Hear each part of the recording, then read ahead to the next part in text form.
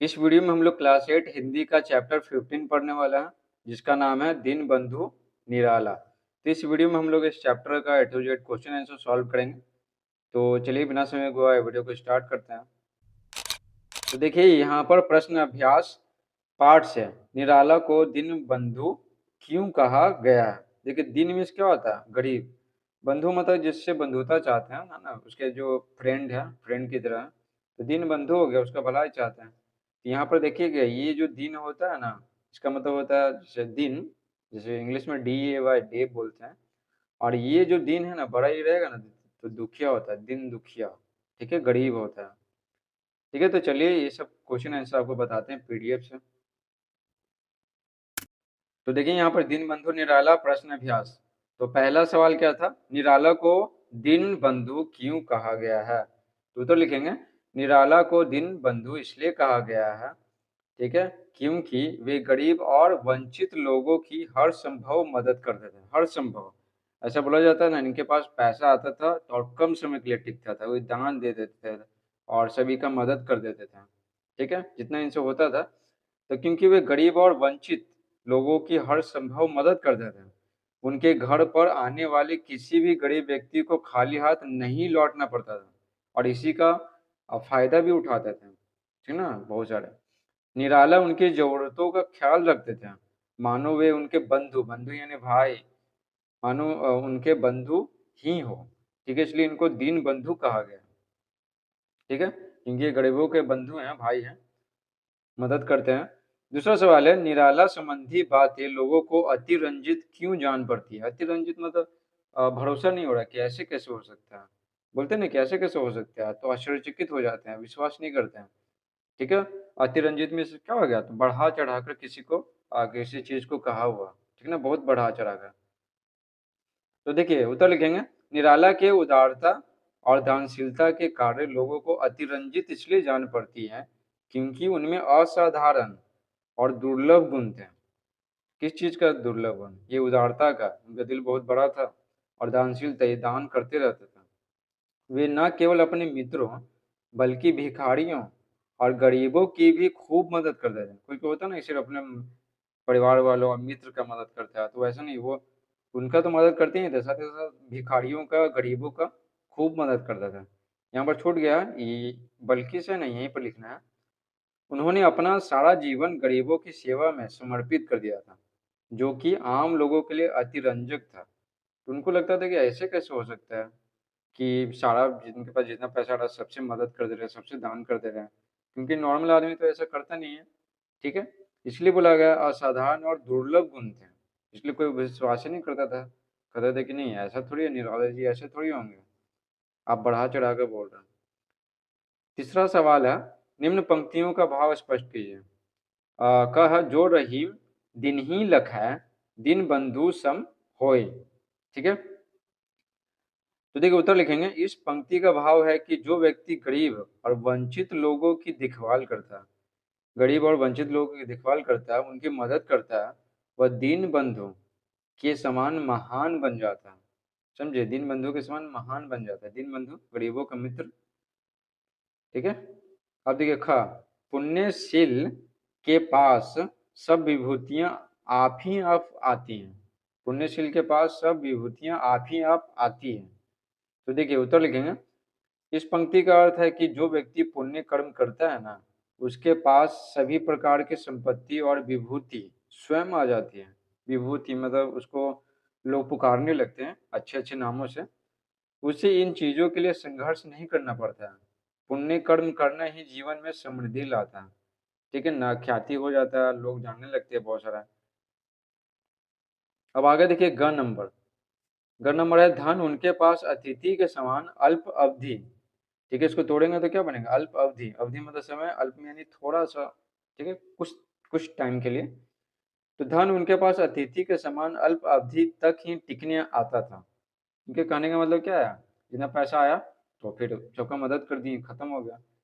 तो उत्तर लिखेंगे यह पंक्ति बताती है कि जब भी निराला के पास धन आता था, वे उसे दान में दे देते थे, किसी न किसी का मदद कर देते थे। वे धन को अपने पास लंबे समय तक नहीं रखते थे, बल्कि उसका उपयोग जरूरतमंदों की मदद के लिए कर देते थे। ठीक है, धन उनके पास महज एक अतिथि की तरह थोड़े समय के लिए ही रुकता था, क्योंकि पैसा आया तो तुरंत मदद कर दिए, तो पैसा तो खत्म हो गया। अब हम लोग पढ़ने वाले हैं श्रुति सम भिन्नार्थक शब्द। तो क्या बोला गया, कहते किसको हैं श्रुति सम भिन्नार्थक शब्द? उच्चारण, मात्रा या वर्ण के साधारण बदलाव के बावजूद सुनने में समान परंतु भिन्न अर्थ देने वाले शब्द को श्रुति सम भिन्नार्थक शब्द कहते हैं। ठीक है, तो यहाँ पर क्या बताया गया है कि उच्चारण अलग हो सकता है, वर्ण अलग हो सकता है, लेकिन भिन्न अर्थ वाला होगा, दोनों का मतलब अलग अलग होगा, लेकिन सुनने में है ना एक ही जैसा लगेगा। ठीक है, सुनने में एक ही जैसा लगेगा, लेकिन अर्थ है ना, अर्थ अलग रहेगा और शब्द शब्द अलग रहेंगे। ठीक है, जैसे देखिए, जैसे दिन, तो दिन में क्या छोटा ही है, तो दिन मतलब दिवस हो गया, सोमवार मंगलवार। और ये जो बड़ा जो दिन है ना, बड़ा दिन में जो बड़ा ही है, इसका मतलब होता है गरीब। तो यहाँ पर क्या दिन अगर बोलें तो आपको पूछना पड़ेगा कि कौन सा दिन, छोटा वाला ई होगा कि बड़ा वाला ई होगा, ठीक है ना, गरीब वाला लिखना है कि दिवस वाला लिखना है, क्योंकि दिन तो दोनों होता है, ये भी होता है और ये भी होता है, तो सुनने में क्या है एक समान लग रहा है। लेकिन क्या, लेकिन यहाँ पर वर्ण वर्ण बोलिए या मात्रा बोलिए, क्या है, मात्रा छोटी एक ही है और ये बड़ी एक ही है, तो दोनों क्या अलग है। इसी को बोलते हैं श्रुति सम भिन्नार्थक शब्द। तो क्या बोला गया है यहाँ पर, निम्नलिखित श्रुति सम भिन्नार्थक शब्द का अर्थ लिखिए, अर्थ हमें लिखना है। तो यहाँ पर देखिए, यहाँ पर समान सम्मान, वन वन, ठीक है, ये मैच कर रहा है, सुनने में एक जैसा लग रहा है, तो यही सब का क्या करना है, अर्थ लिखना है। तो कितना है, 12 गुना। ठीक है, तो चलिए आपको बताते हैं सभी का आंसर। तो देखिए यहाँ पर सम्मान, समान, समान मीन्स होता है बराबर, ठीक है, और सम्मान मीन्स होता है प्रतिष्ठा, केवल मीन्स होता है एक ही, और कैवल्य मीन्स होता है एकता का भाव। ठीक है, कैवल्य मतलब एकता का भाव। वन मीन्स होता है कुछ भी बनना, जैसे डॉक्टर, इंजीनियर, इंजीनियर बनना, और वन मीन्स होता है जंगल। भगवान मीन्स होता है ईश्वर, ठीक है, ईश्वर, ईश्वर या अल्लाह जो भी है। और भाग्यवान मीन्स होता है क्या, भाग्यशाली, ठीक है, भाग्यशाली जिसका भाग्य अच्छा है। छात्र मतलब क्या होता है, विद्यार्थी, और छत्र मतलब होता है छाता, ठीक है, छत्र मीन्स छाता। अन्य मीन्स होता है दूसरा, और अन्न मीन्स होता है भोजन का अन्न, ठीक है ना, भोजन, ठीक है, अन्न मीन्स होता है भोजन। और यहाँ पर देखिए द्रव्य, द्रव्य मीन्स होता है धन पैसा, ठीक है, धन पैसा। और द्रव्य मीन्स होता है तरल पदार्थ, जैसे तेल होता है, पानी होता है। जगत मीन्स संसार, और ये जगत मीन्स होता है कुएं के चारों ओर बना जो चबूतरा होता है ना, उसको बोलते हैं अवधि। अवधि मीन्स होता है, अवधि क्या है, अवधि एक भाषा है। और ये अवधि छोटा ये वाला क्या होता है, समय होता है, समय, अवधि मतलब समय। क्रम देखिए, क्रम मीन्स होता है एक के बाद एक, है ना, एक के बाद दूसरा, दूसरा के बाद तीसरा, इस तरह से, ये क्या हो गया, क्रम हो गया। और कर्म मीन्स क्या होता है, कार्य होता है, कर्म मीन्स कार्य। आदि मतलब क्या है, इत्यादि, ठीक है, जैसे इसका वो लिखते हैं ना आदि, जैसे मान लेते हैं कि लड़का के नाम बताओ तो सोहन, मोहन आदि, इस तरह से। और ये जो बड़ा ये वाला आदि है, उसका मतलब होता है खाने की एक वस्तु है, जो खाने वाला आदि होता है ना, वो होता है। चिंता में सब क्या होता है, सूचना, ठीक है। और चिता में होता है मृतक को जलाने के लिए जो शमशान में रहता है ना, शमशान में रखे गए लकड़ी का ढेर, तो उसको बोलते हैं चिता। अब आगे देखिए, यहाँ पर क्या पढ़ना है, अनेकार्थक शब्द। अनेकार्थक शब्द मतलब क्या, एक ही शब्द है लेकिन उसका अनेक अर्थ निकलता है, तो उसको कहते हैं अनेकार्थक शब्द। ठीक है, तो देखिए किसको कहेंगे, कुछ ऐसे शब्द प्रयोग में आते हैं जिनके अनेक अर्थ होते हैं, एक से ज्यादा, ठीक है, और अर्थ क्या होता है, भिन्न भिन्न होता है, एक से ज्यादा अर्थ होता है। तो इसी देखिए नाना, देखिए नाना, तो एक मम्मी के जो पापा होते हैं उनको नाना कहते हैं, ये नाना हो गया। और नाना में से होता है विभिन्न, ठीक है, विभिन्न प्रकार का। यहाँ लिखा हुआ ना, नाना मतलब माँ के पिता, और नाना मतलब विभिन्न भी होता है, विभिन्न प्रकार के। जैसे देखिए, मेरे नाना जी नाना प्रकार के खिलौने लाए हैं, तो ये जो नाना है इसका एक से ज्यादा अर्थ निकल रहा है, तो ये हो गया अनेकार्थक शब्द हो गया। ठीक है, इसी तरह आम है, आम इन दिनों इतने महंगे हैं कि आम आदमी के लिए खरीदना मुश्किल है। आम आदमी मतलब क्या, साधारण आदमी, और आम तो एक क्या है, एक फल का नाम है। अब आगे देखिए पानी। उचित समय पर नगर निगम ने पानी उपलब्ध कराकर नगरवासियों की पानी बचा ली। पानी में से क्या होता है, पानी मतलब इज्जत होता है, और ये पानी मतलब जल होता है, पीने वाला पानी। फल देखिए फल, फल का नियमित सेवन करने से शरीर पर सकारात्मक फल पड़ता है। ठीक है, तो ये सकारात्मक फल पड़ता है, तो ये फल में से हो गया परिणाम, और ये फल तो खाने वाला फल है। ठीक है, पेड़ का एक अंग है, भाग है। आप भी देखिए अनेकार्थक शब्द, तो देखते हैं क्या सवाल दिया हुआ, पढ़ तो लिए। दी गई जानकारी के आधार पर निम्नलिखित शब्दों का वाक्य में इस प्रकार प्रयोग कीजिए कि एक से अधिक अर्थ स्पष्ट हो जाए। ठीक है, तो यहाँ पर जो देखे है ना, यहाँ पर ये जैसे नाना है, तो एक प्रकार से क्या कर दिए हम लोग, वाक्य बना दिए, तो अर्थ क्या हो गया, स्पष्ट हो गया कि हाँ ये नाना है माँ के पिता, और ये नाना है विभिन्न प्रकार का। ठीक है, तो ये क्या हो गया, स्पष्ट हो गया, इसका जो अर्थ है ना, दो गो अर्थ नाना का, वो स्पष्ट हो गया। इसी प्रकार से लिखना है, तो इसी तरह से क्या करना, वाक्य बनाना है, जैसे मन, तो ये सब से वाक्य बनाना है ताकि अर्थ क्या हो जाए, स्पष्ट हो जाए। तो देखिए मन से क्या बनाएंगे, मेरा मन करता है कि मन भर चावल खरीद लूं। मन में मन भर मतलब क्या, 40 किलो, एक मन में 40 किलो होता है, और ये मन मतलब क्या, जो मन में होता है। ठीक है, कि ये मन कर रहा है, वो मन कर रहा है, वो वाला मन हो गया।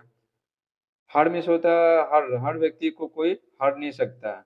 एक हर व्यक्ति मतलब प्रत्येक व्यक्ति, और एक हरना मतलब चुराना होता है। ठीक है, किडनैप करना भी बोल सकते हैं। कर में से होता है हाथ, एगो कर में टैक्स होता है, वो अपने कर से पुस्तक वितरित कर दिया। ठीक है, तो कर में समझिए कि एक से ज्यादा होता है, एक कर में से हाथ भी होता है, और कर में से करना भी होता है। ठीक है, और कर में से टैक्स भी होता है। तो अपने कर से यानी हाथ से पुस्तक वितरित कर दिया, कर दिया यानी ये क्या, ये क्रिया है। अर्थ, आज के अर्थ युग में थोड़ा धन कोई अर्थ नहीं रखता है। अर्थ मतलब कोई मतलब नहीं है। ठीक है, कोई अर्थ नहीं रखता। और ये अर्थ युग मतलब क्या, पैसे के युग में, जिसमें भौतिक वस्तुओं का है ना मांग ज्यादा है। मंगल, मंगल दिन भी मेरा मंगल नहीं रहेगा, मंगल यानी शुभ है, और ये मंगल मतलब मंगल दिन है, मंगलवार। पास, तुम्हारे पास वाली लड़की परीक्षा में पास कर गए, तो पास कर गए मतलब परीक्षा पास कर गए, और पास में मतलब नजदीक। ठीक है, नजदीक। काल मतलब क्या है, यहाँ पर काल मतलब देखिए, वह अल्पकाल में ही काल के गाल में चला गया। ठीक है, अल्पकाल मतलब थोड़े समय के लिए होता है। पर देखिए चिड़िया के पर कट गए, पर वह जीवित थी। ठीक है, पर में से यहाँ पर क्या, पंख है, और ये पर मतलब किंतु है, किंतु परंतु जो भी है। अब आगे क्या बोला गया, इन्हें भी जाने, तो ये सब एक्स्ट्रा है, तो इसको भी जानते हैं, जानने के लिए बोल रहा है। प्रस्तुत पाठ में लेखक ने निराला के लिए दीनबंधु विशेषण का प्रयोग किया है। बहुत सारे जो महान व्यक्ति होते हैं ना, तो उनको एक स्पेशल नाम दिया हुआ था, विशेषण, तो निराला जी को दीनबंधु कहा जाता है। कुछ अन्य प्रतिष्ठित विभूतियों से संबंधित विशेषण इस प्रकार है, तो उनको एक स्पेशल नाम दिया गया है। जैसे देखें, मुंशी प्रेमचंद, ये लेखक है, महान लेखक थे, तो कथा सम्राट बोला जाता था इनको। और ये विद्यापति, ठीक है, ये इनका बहुत सारा है, कृष्ण और राधा से संबंधित कविताएं लिखते थे, जिनको मैथिल कोकिल कहा जाता था, ये बिहार के ही हैं। ठीक है, और सरोजिनी नायडू को भारत कोकिला कहा जाता है, और डॉक्टर राजेंद्र प्रसाद को देश रत्न, ठीक है, बोला जाता था, अभी भी बोला जाता है। और जयप्रकाश नारायण को लोक नायक बोला जाता है, ये लोगों के क्या, लोगों का नेतृत्व करते थे, इसलिए लोक नायक बोला गया। तो ये सब जो है ना, ये सब जो प्रसिद्ध विभूतियां हैं, प्रसिद्ध जो लोग हैं, इनका एक स्पेशल नाम है, विशेषण है, समझे, तो यही है, यही जानना था। इस प्रकार से पूरा चैप्टर समाप्त होता है। आई होप आपको ये वीडियो समझ में आया होगा, और समझ में आया तो वीडियो को लाइक करें, चैनल पर नए तो चैनल को सब्सक्राइब करें। Thanks for watching.